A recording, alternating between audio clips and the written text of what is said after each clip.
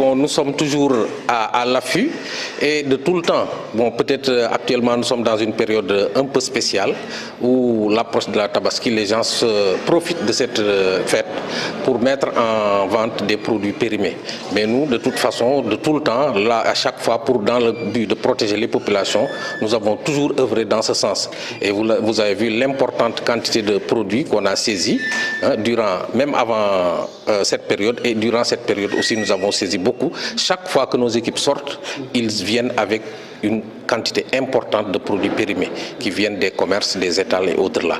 Actuellement, nous sommes dans cette période aussi, nous sommes dans la même dynamique pour essayer au mieux de traquer surtout les vendeurs ambulants.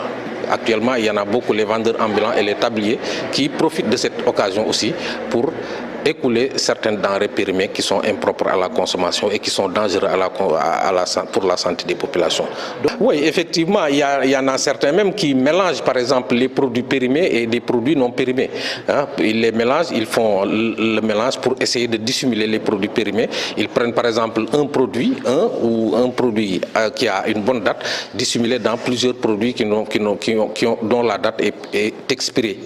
Donc ce qui fait que nous, en tout cas, nous sommes très vigilants par rapport à ça, parce que nous avons une de nos équipes a eu à constater cela dans un commerce où il y a des bouteilles de Minmade qui étaient dissimulées dans une boîte où il y avait d'autres qui n'étaient pas périmées. Donc là aussi nos équipes sont averties.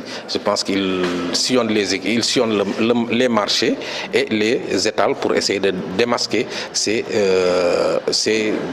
pratiquants de ces fraudes. Avec ce dont on dispose. Hein, mais quand même, si on nous augmente cet effectif et les moyens, je pense que ça serait une très bonne chose. Mais quand même, on essaye de faire avec ce qu'on a, essayer au moins de mettre des stratégies qui puissent nous permettre d'être un peu, au moins de quadriller le plus le terrain.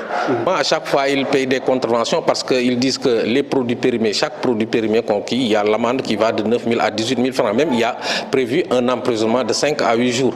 Mais en principe, dès qu'ils sont convoqués ici, ils acceptent de transiger au lieu d'être traduits au niveau de la justice. Donc, ils font des transactions, ils paient les amendes forfaitaires à notre niveau qu'on verse au trésor. Et par rapport aux médicaments aussi, si on constate, on voit les médicaments, on les saisit. Je pense que maintenant, ceux-là aussi, ils dissimulent ces médicaments, ils vendent à la sauvette. Donc, et dès qu'ils voient un agent du service d'hygiène, ils dissimulent et ils disparaissent. Mais quand même, dès qu'on voit quelqu'un qui vend des médicaments au niveau des boutiques ou bien au niveau ambulant, on le saisit.